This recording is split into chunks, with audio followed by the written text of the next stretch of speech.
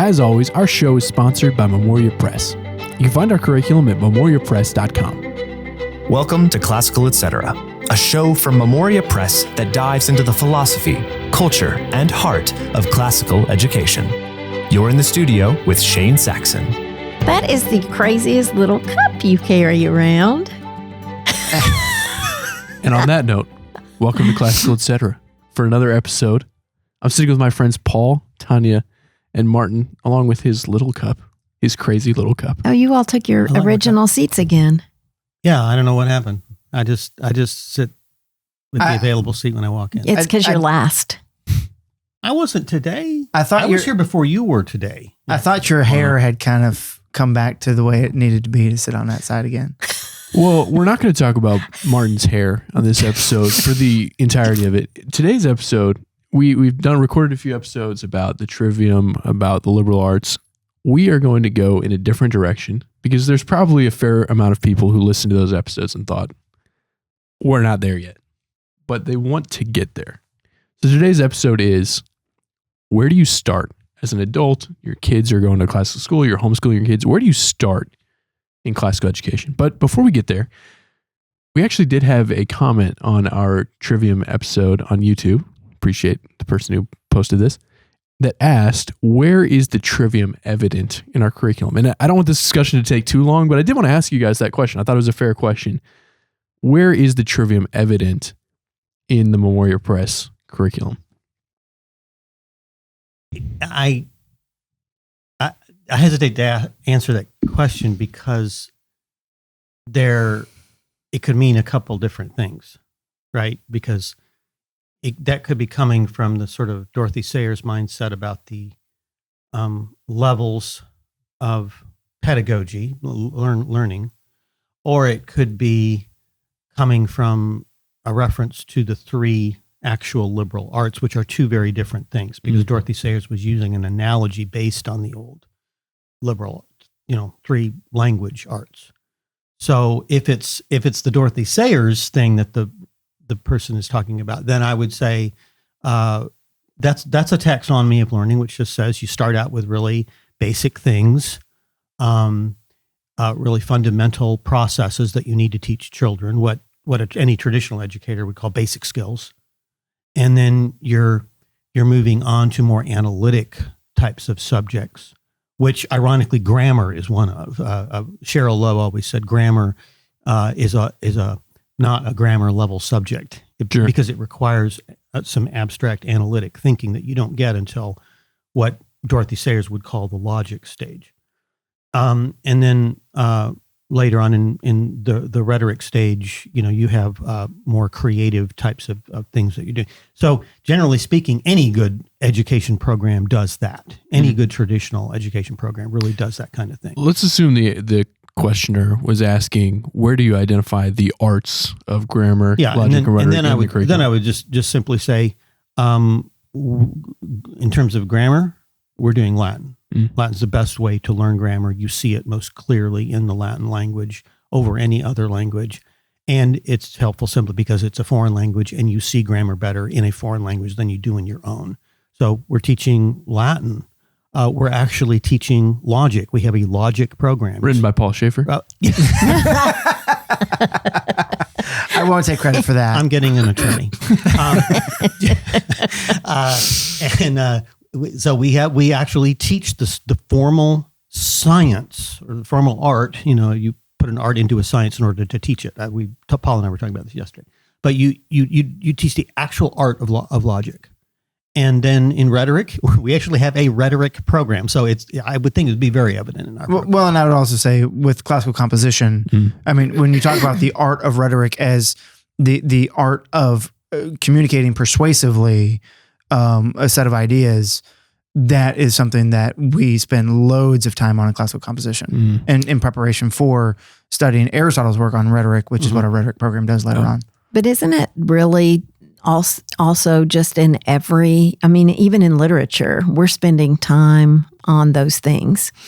Even, when we're trying to learn how to form a sentence, that's all of those things. Absolutely. When we ask a discussion question that is more elevated and abstract, that is the logic of thought. And then when we ask students to then be able to spit that back out to us in a very, in a good sentence that, isn't it all just... Yeah, the arts aren't separate, but they are distinct. Well, and that's a phenomenal point, because this conversation Martin referenced that we were having yesterday is that in an art, you have to have a certain amount of content or science that goes along with that in order to teach the explicit art, right? In grammar of communicating concepts.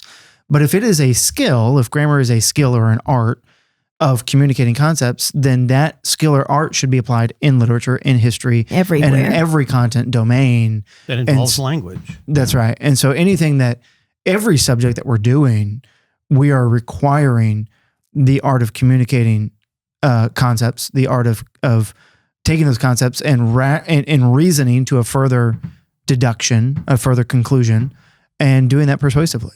Yeah. Now I want to cut off the conversation there, because we've talked about Trivium extensively. If this is whetted your appetite, go back to our Trivium episode and listen to it again, maybe. And ask more questions. And we'll try to answer. We're glad to have them. But the topic for today's episode is not the liberal arts. For adult learners, where do you start? If someone came to you and said, "We just discovered this classical school, we put our kids in it, they're having a phenomenal time, but we have no idea what they're talking about at school. How do we grow alongside of our kids? Where do we start?" What's your go-to recommendation, Tanya, if someone comes to you and asks that question? Just to read their children's literature first, to read their history. How did I learn about Roman history? I did Famous Men of Rome with 2 children, and just start where you are. Don't try to read Plato because you've missed Plato. Just really start where you are and where your children are. And if so everybody should read Homer, right? To be really educated, but maybe do what we do with children and read Greek mythology first. D'Aulaire's Greek Myths gives you a very good basic idea of mythology and all of the characters that you need to know. And then read the Trojan War, which is a good children's retelling. Read the Aeneid for children before you read the Aeneid. Do that work first so that it isn't overwhelming. And then I would also say that, the book that Cheryl put into my hands was Climbing Parnassus, which I feel like I'm constantly pushing, but it really did make a huge difference to me in showing me why so much Latin. I stuck my kids in her school where they were doing 10 years of Latin, and I didn't. I trusted her, but I needed to understand that. And so I would say too that if you can read Climbing Parnassus, it will make all of that come clear. But again, it's also the kind of book that you would read more than once, because it is so full of stuff. And the other thing I would say, and then I'm done for the day. This is my last pearl of wisdom. I'm going to hold you to that. Okay. Is you've got to block out the time to do it. And I know it's hard. And I struggled with that. And I finally started getting up at 5 o'clock in the morning before anybody else was up, just so I could have half an hour to read. And it is amazing how much you can read in half an hour. So especially if you're reading on your children's level. So in half an hour, I could easily read Famous Men of Rome lesson that my one son was on, Famous Men of the Middle Ages that the other son was on. I could get through the Iliad and the Odyssey just plugging along a little bit at a time. I think what we tend to do is think, oh gosh, I've got to read all this stuff, and we pile our bookshelf and then we never open any of it because we're overwhelmed. So it just bite-sized pieces, but you've got to find half an hour a day for that, because it is important and it's worth doing. But you don't need to sit for half a day with some text that you don't understand. Oh, I have another pearl of wisdom. Sorry. And then I'm quitting. In fact, I can just leave the room after this. My other thing is if you can find somebody to read with you, that really, really is helpful. I did that when my kids were little, and we would just meet once a month and talk about a book that was an adult piece of literature. Sometimes it was nonfiction, sometimes it was fiction, but that discussion really does help, and it means a lot to be able to discuss what you're reading with somebody, and it gives you accountability. Yeah. At Memoria Press, Martin... Turn my mic off. Don't do that, please. I've wanted to do that for a long time. Martin invites a lot of the guys around here today. to get together to discuss articles, short stories, novels, and that's been... I've never been invited to do that. Well, sorry. All that to say, it's sometimes valuable, not other times not. Tanya, don't feel excluded. Martin, what about you? Where do you think someone should start? I think people should start both at the beginning and at the end. In the beginning, in the sense that you are learning from doing the program that you're doing. You're learning by teaching, and so, like Tanya says, if you're wanting, and I do think children's literature is the place to start. I mean, that even outside our actual curriculum in our house, that really kind of was the curriculum of our home, was the children's books that we were reading. Not only the ones that are in the curriculum, but all the others that are like the family read alouds. The family read alouds, absolutely. And so, so that's one place you're learning right along with your children. I mean, my wife, she would constantly be talking about the book that she had been reading to the kids that day. It's amazing how many adult themes are in children's literature and how much you can glean from them and how much a book like Charlotte's Web can make you a better person. Mm-hmm. And in the meantime, in the time that you have on your own, I've talked about the 5 classical books, the ones you kind of want to aim for. And while you're working with your children and you're reading the books they're reading, you also need to read the ones that the whole program's aimed towards understanding. You've got to name those, right, or we're going to get a million emails and they'll come to me. So just name them right now. The Iliad and the Odyssey, which Martin counts as one. It is one. It was a diptych. It was. I'm just saying, when you say 5 books, when you start naming like them, 6, we need to make sure that we're clear them, but originally it was that this is one. Yeah. Okay. Homer. Okay. The one. Which was the ideals of and values of Greek culture, which is what we're heirs to. The Aeneid by Virgil, which is the values of the Roman civilization, which we are also heirs to. And Dante, who's expressing the Christian ideals and values, and then 2 English works, which are the King James Bible and the plays of Shakespeare, and those are the biggies. I know they're later on, but I think you need to be slowly making your way through those as well. Ultimately, your list of 5 books is actually like 40 books. Well, actually, like 100 if you take all. But remember, when he goes to the desert island, he's taking one complete Shakespeare with him, so he's considering it one book. That was me. Yeah, that was you. I was the one who was I'm the hypocrite here. I was the one who was. I was the one who was taking the book on practical shipbuilding. Oh, that's Chesterton taking that. You're such a copycat. Paul, same question to you. Where should someone start? Well, Tanya said start with the children's books. Martin said start with the children's books and the sort of the pinnacle of what we're reading. I was thinking the question is where are you at, right?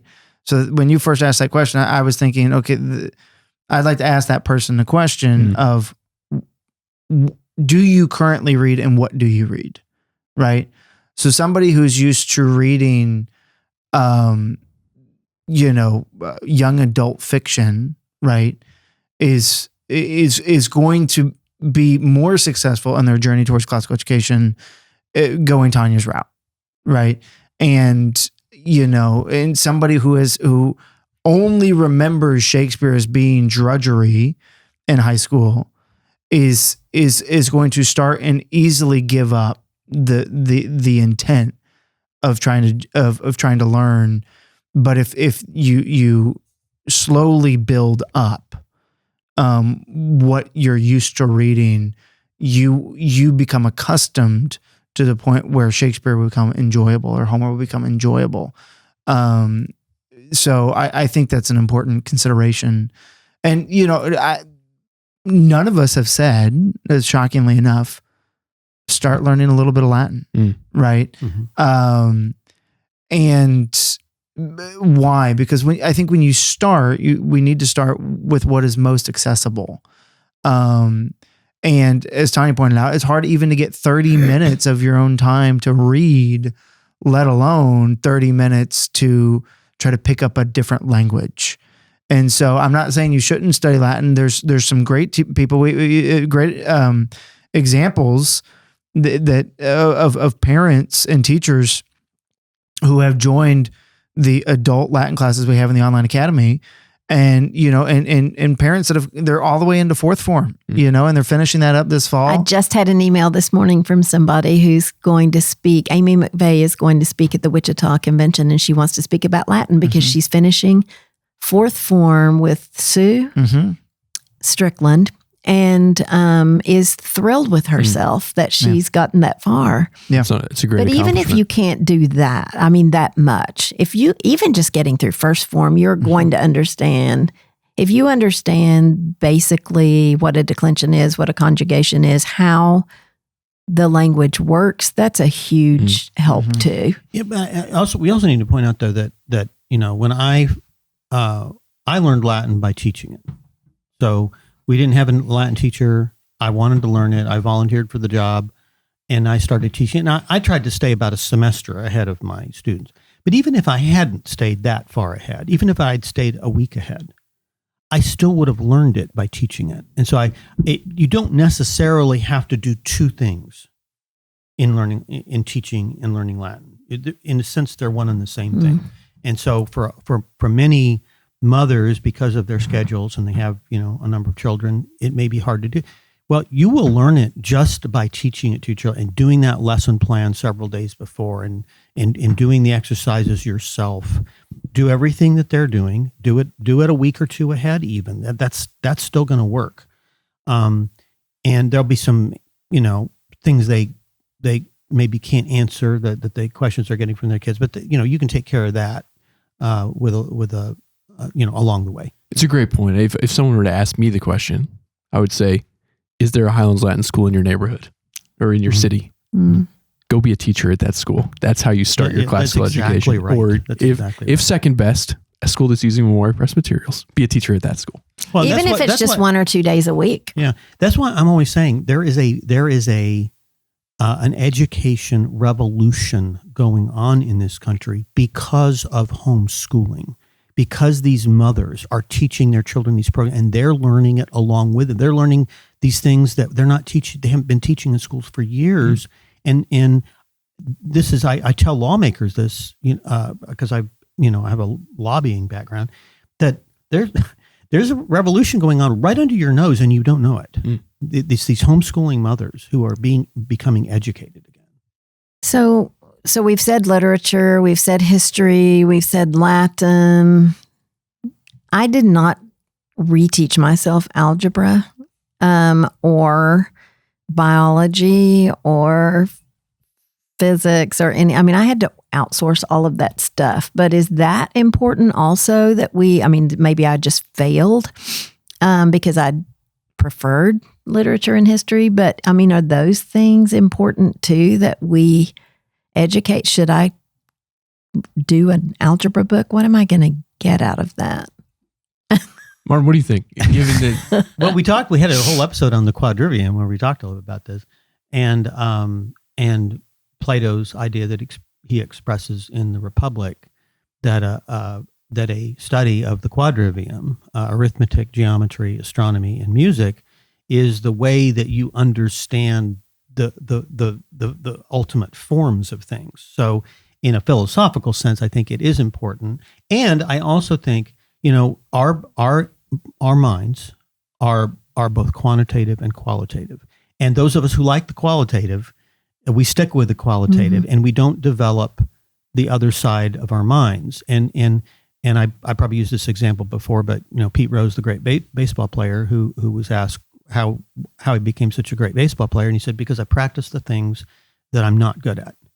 And so if you're not good at math, you probably need to be practicing more math. No, but I would also say that there's in the scheme of sort of the Platonic ideal of learning the quadrivium, that was less quantitative than the way we think about it today due to the Cartesian revolution. Yes. So there are books out there, books that I have wanted to read and never gotten around to read, that are on my shelf. Like there's one called Mathematics, Is God Silent?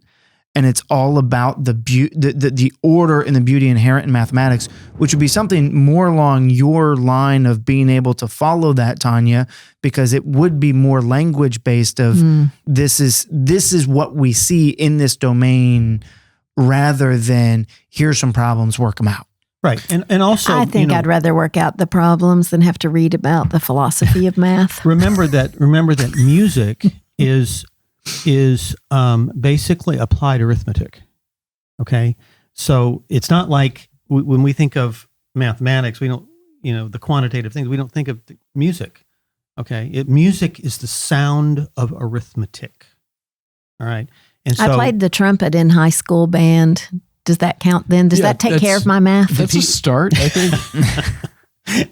I was tempted to ask her to see if she could play it now, but I'm not sure that's a good idea. Tanya, you sound like you're trying to check off boxes. I know. Instead of going, I really want this. Well, I just read recently someone persuasively arguing that the ultimate goal of the liberal arts, given that the liberal arts equip a person to be free, one of the things that frees them from is a teacher, right? Because now they have the ability to learn themselves. Mm-hmm.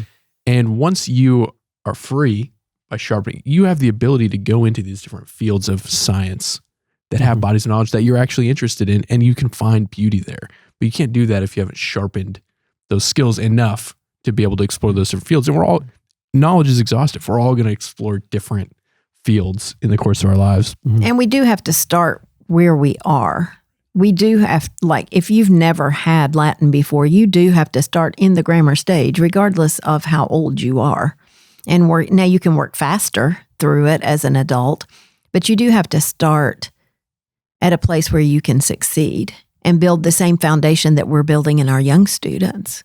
Now, in answering the question, all three of you gravitated to the great conversation, great works. And in describing the kind of education we provide, we say it's an education in liberal arts and great works, great conversation. What's the significance of the great works, and why should adult learners be trying to find great works and continuing to read them?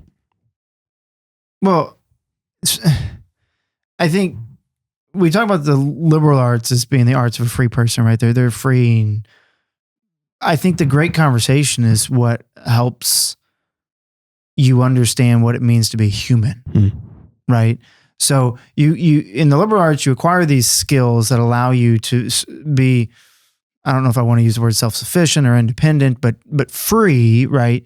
Not enslaved to the basic necessities of life anymore, right? Where you're just trying to survive, but you have these skills that allow you to do more things, or to reason well.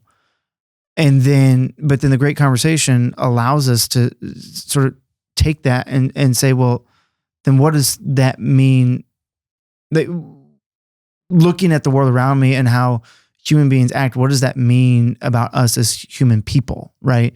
What does it mean to be a human person? What's the inherent worth and dignity of every person, or what is the, what are the causes and consequences of a given action, that sort of thing.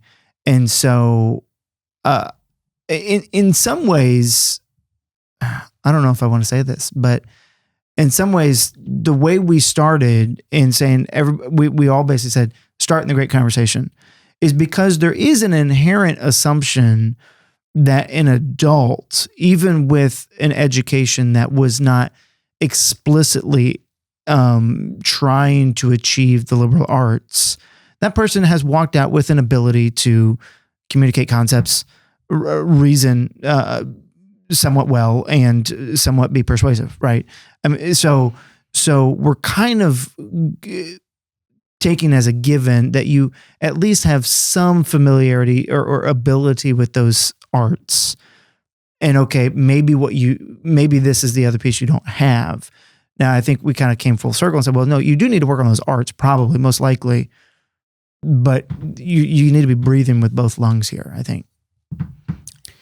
And I forgot your exact question now, but you were asking about great books. Okay. Mm-hmm. I think that one of the things that in modern thought is really lacking is the consciousness that we really do stand on the shoulders of giants, and that we have this tradition of great books and great ideas, which has been constructed. This is one of the great achievements of civilization, is that we have this great body of work that we have, that not just our generation, but all previous generations have judged, and we've got the best jury ever, which is history, that have judged these works to be the best, and it's where we see virtue and wisdom in action. And we modern people we're just so trapped in our own presuppositions, and we have not been given this tradition ourselves, and our schools haven't been doing this for generations now. We've forgotten what's good. And we forget that there is this tradition there that has gone through these books, and that has had numerous great thinkers judge these to be great. And all we have in modern times is our puny little selves and our puny little judgment.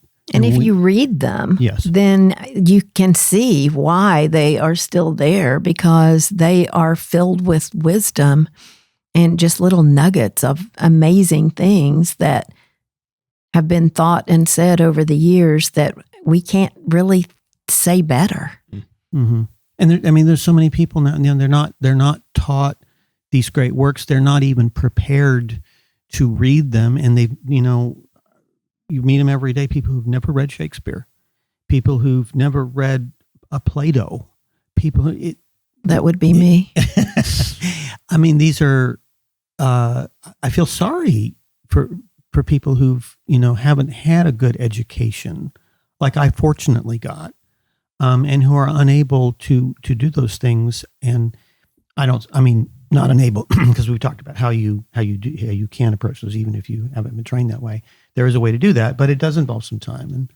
And so I just think that the problem we have is you tell people that it's really valuable to read these works, but they don't understand even why it would be valuable, because they're not familiar. You have to be familiar with them to know that they're valuable. And they have to be accessible to you. Yes. Right. And so I could probably read Plato now, but if you had given me Plato 20 years ago, I would have failed. Right. Mm-hmm. And when I say, great writers and thinkers, I really do want to bow to, again, children's literature. We have some great children's writers. And again, that's the preparation for it. We in English have this great body of work that prepares you, because you can see virtue and wisdom even in simple children's books.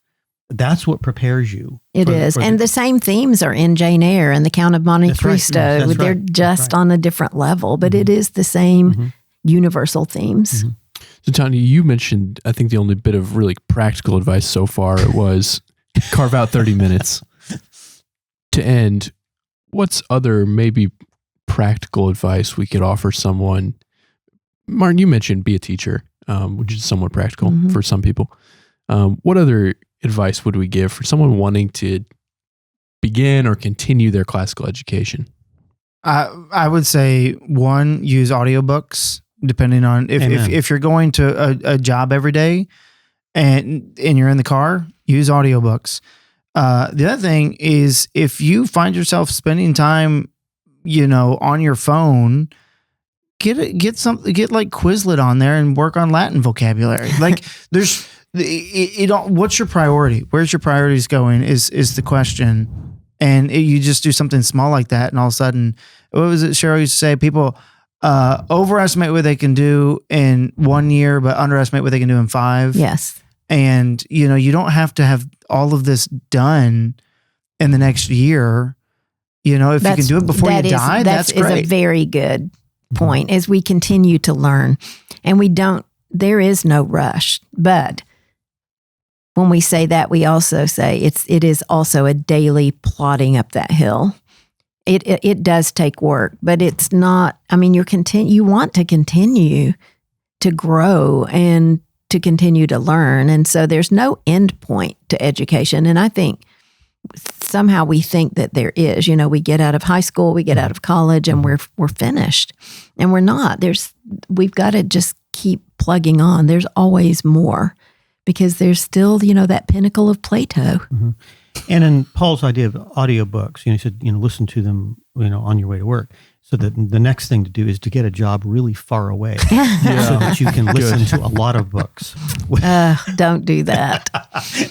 I would double down on, Paul, your point about the smartphone. I think one practical step is identifying the ways the media, the technology, the things in our life are not value neutral. They're eroding our attention spans. They are trying to sell us things, and identifying those forces help us to create that time. Realize the way that we're pulling our phones out every 5 minutes to check for notifications. How are we using our time? Instead of reading or doing something of value. And I think that could be a really helpful first step. I do too. Right.